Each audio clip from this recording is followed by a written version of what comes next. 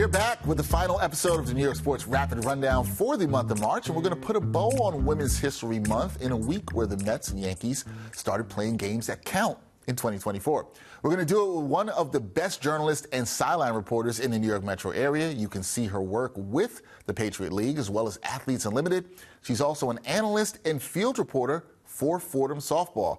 The great Maria Trivelpiece. Maria, how you doing? I am fantastic. I'm great and excited to be in studio with you today. Yeah, I'm really excited because this is another situation on this show, New York Sports Rapid Rundown, where I have somebody who I've followed like you for your work for a long time, but we are finally meeting in person, and then we meet in person, and we both decide to wear green. I think we were on some kind of mental telepathy that we just didn't know. Green is maybe a lucky color. I mean, we're still in the month of March, St. Patrick's Day, so yeah, a very interesting, exciting fun fact for this. Good vibes with the green. I think it's a good choice. I think we both look good with the green on. So, Maria, busy week in New York sports. Baseball is back. That's got fans excited. So we got to talk about the Yankees' start to the season at H-Town, as well as the Mets offense, which fans looked quite anemic on opening day. But first, we're going to tip this week's show off. We're going to talk basketball. We're going to talk about the New York Knicks. They are getting healthier. One of the big news surrounding the team this week was Mitchell Robinson. The center returned to the lineup on Wednesday after missing 50 games.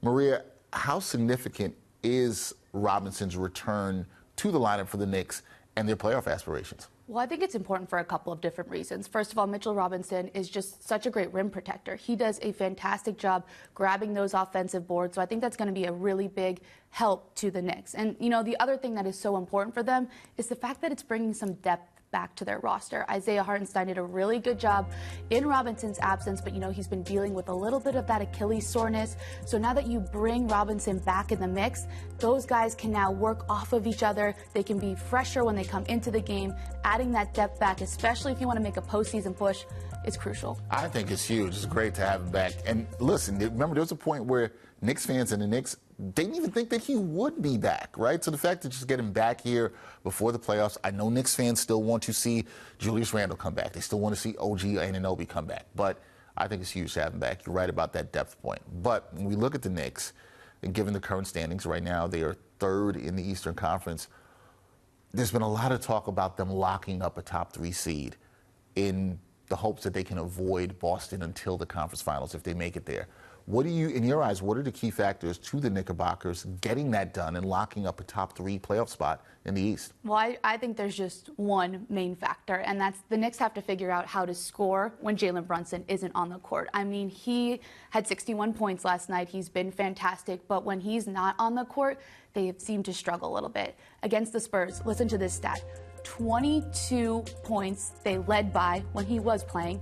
When he comes off the court for just 10 minutes, they're down by 26. They're being outscored by San Antonio by 26 points. So I just think that that has been such an Achilles heel for the Knicks. They need to be able to create some offense when Brunson is taking a rest. Yeah, they need to do that. And what that speaks to, Maria, is also the bench scoring. You know, they lost a little bit about that when they got rid of Emmanuel quickly, and then Bojan Bogdanovic and Alec Burks haven't really been delivering the bench scoring that they need. So you worry about that. Is that a major concern for you and this team and them getting that right before they head to the playoffs?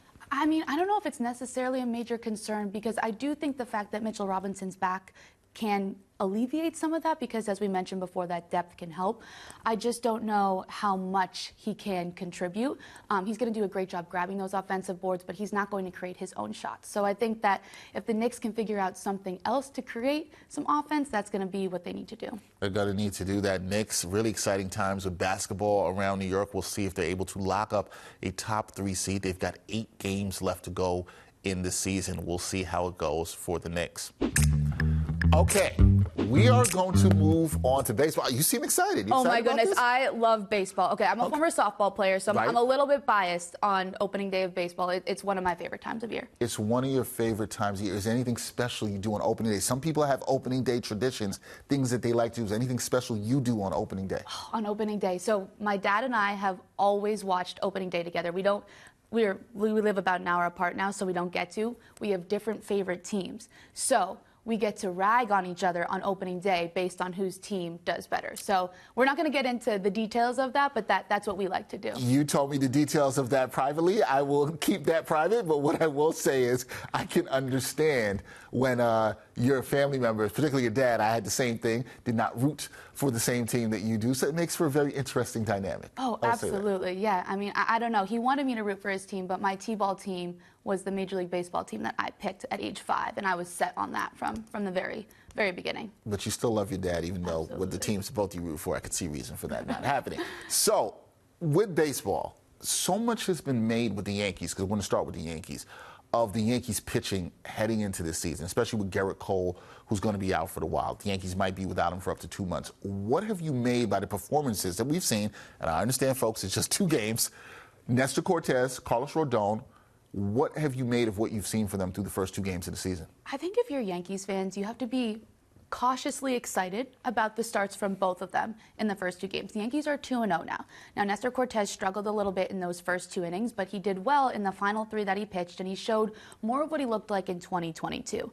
Now, on the flip side, Carlos Rodon looked very good against the Astros. I think he gave up 1 run, 4 1/3 innings pitched, and so I just think that if the Yankees fans can look at that and kind of play off that, they're going to be in a good spot, because both of those guys looked pretty good in their first starts. Yeah, they were fine. And Rodon, who struggled in his start, but ended up being able to settle down. And I think a lot of what it brings me to the next thing I want to ask you about with the Yankees, because the starting pitching has been a big question. But when you look at these first 2 games, the bullpen, they've been strong for the Yankees. They were strong in the opener, key to them getting the win. They also held it down on Friday night in Houston.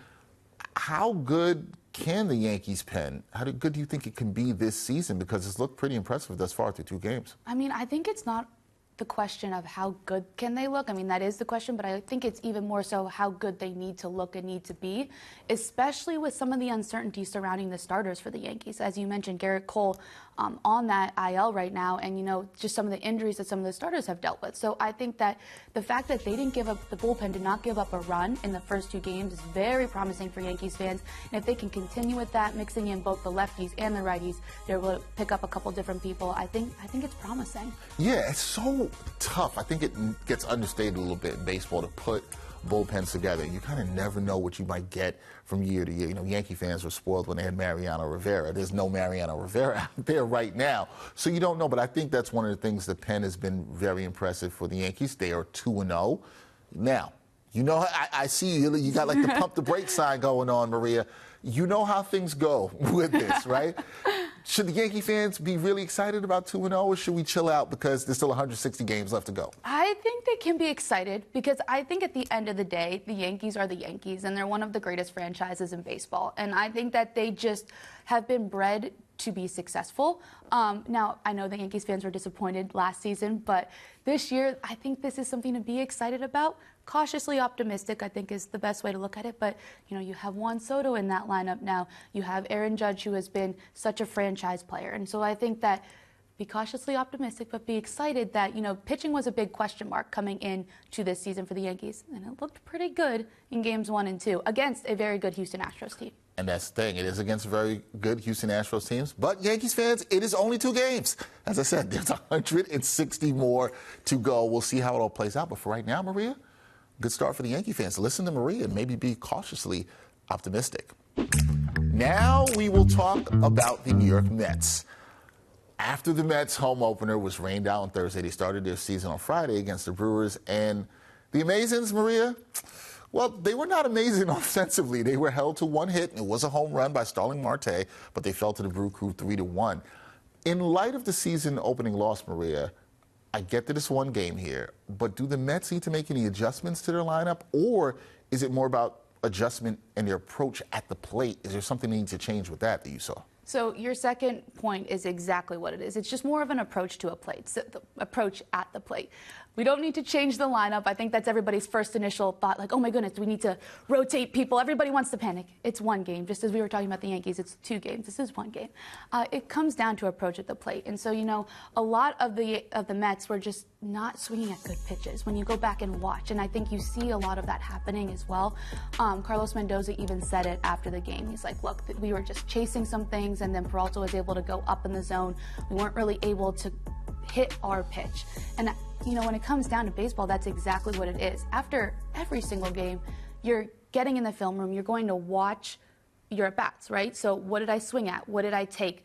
What was this pitcher throwing? And you're going to adjust your approach every single time. So I think that there's no panic button to be hit. Yeah, you got to make some adjustments at the plate. You have to figure out what your strength is as a hitter and what that pitcher's weakness is and how you're going to attack it. But that happens after every game. You have a couple home games coming up if you're Mets fans. You want to really emphasize that. So I think no panic button yet, but definitely struggled at the plate the other day. Yeah, nobody wants to see a slow offensive start. Nobody wants to see a slow start for their teams at all. You said don't hit the panic button, right? And we know it's just one game, and there was a lot of talk coming into the season among the fan base, the Mets fans, how good this Met team can be this season. In your eyes, how important is it that they bounce back from Friday's loss where they were one hit and get off to a good start this season, especially for a team where the expectations are kind of mixed going this season? How important is it that they bounce back and get off to a good start? I mean, I think it's crucial. As a former athlete, I just think that one of the biggest things is you don't want to have it snowball, right? So you lose game one, and then you're thinking about it, and you get overwhelmed, and then you lose 2 games, 3 games, 4 games. No. Breathe. We don't hit the panic button. We go back. We watch film. We figure out how we're going to have better at-bats. That's where we struggled as a team. How are we going to have better at-bats in the next game? And the great thing is for the Mets, they have the opportunity to be home. So you're in front of your home crowd in your next couple of games. Use that as momentum to push you forward, especially when you hit the road.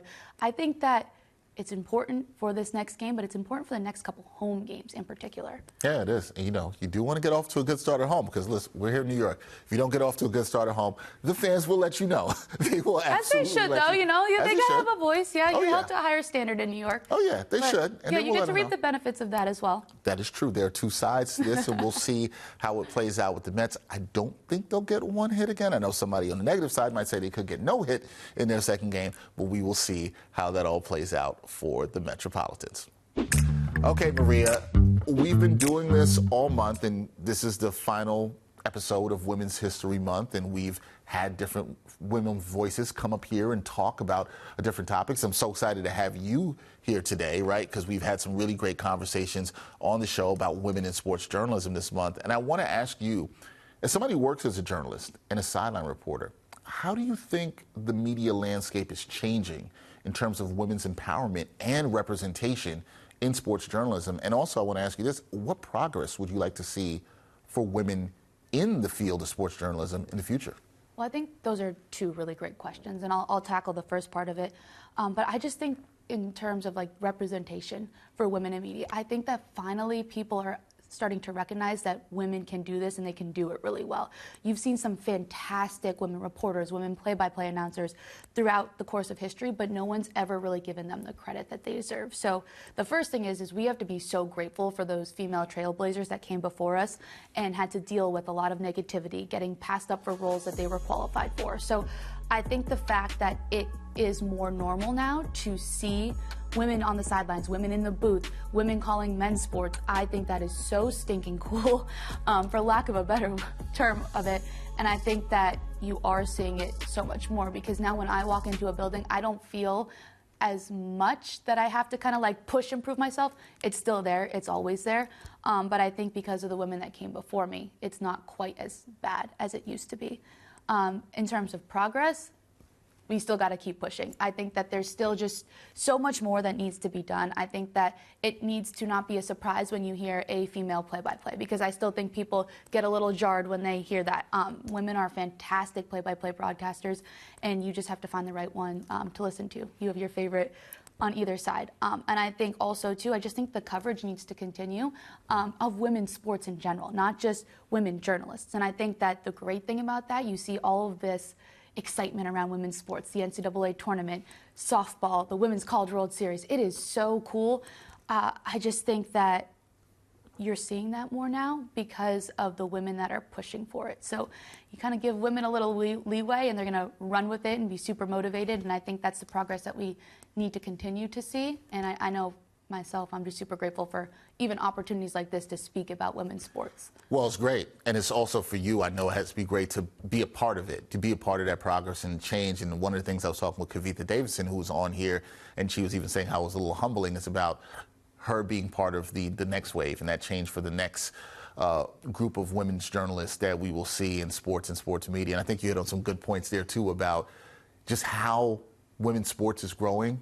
And we are seeing, I think, as a sports community, how when you invest in women's sports, when you support other women and women's journalists, when you uplift them, and I'm saying this specifically to men that need to do that and do a better job of that, you can see what can happen, you know, because it matters when women are supported, feel seen, heard, acknowledged, part of the sports landscape, and I think it's a beautiful thing. But it really starts, I think the foundation of it is what you said, the trailblazers before you, and also people like yourself who are doing such a fantastic job.